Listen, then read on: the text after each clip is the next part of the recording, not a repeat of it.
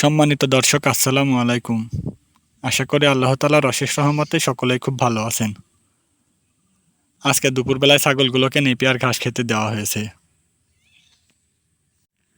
আর ভালো একটা বিষয় হলো, আজকে সকাল থেকে বেশ ভালোই রোদ উঠেছে।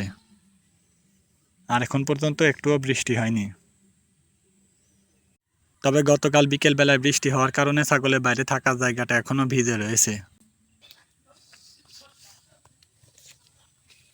এবার আমি গরুর গোয়ালে চলে এসেছি। আর গোয়ালের সামনে যে বাছুরটা বাঁধা রয়েছে, এটা এখন শুয়ে শুয়ে রেস্ট করছে। আর অন্য বাছুর দুইটা এখনো দাঁড়িয়ে আছে।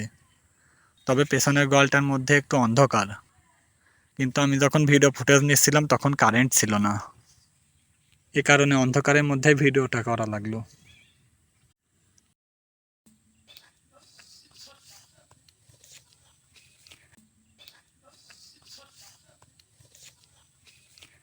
আর এদিকে গাভী দুইটাকে আজকে দেশীয় ঘাস খেতে দিয়েছি। আর গত প্রায় অনেক দিন যাবত আমার গাভী দুইটা দেশীয় ঘাস খেয়েই থাকে। এখন বর্ষাকাল হওয়ার কারণে আমাদের মাঠে অনেক ঘাস পাওয়া যায়। আর এই ঘাসগুলো কিছুটা সময় নিয়ে কেটে আনলে ছাগল গরু অনেক খাদ্য সাশ্রয় হয়।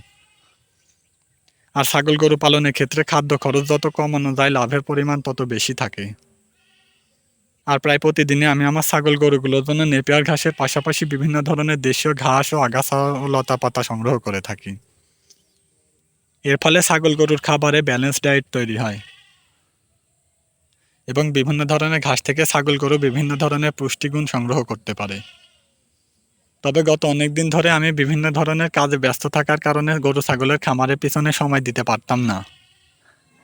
এ কারণে ছাগল গরুগুলোর স্বাস্থ্য অনেকটাই কমে গেছে। তবে আবার বেশ কিছুদিন ধরে আমি আমার ছাগল গরুর পেছনে সময় দেওয়া শুরু করেছি। আর আপনারা হয়তো সকলেই জানেন যে এ সময় ধান লাগানোর সিজন চলছে।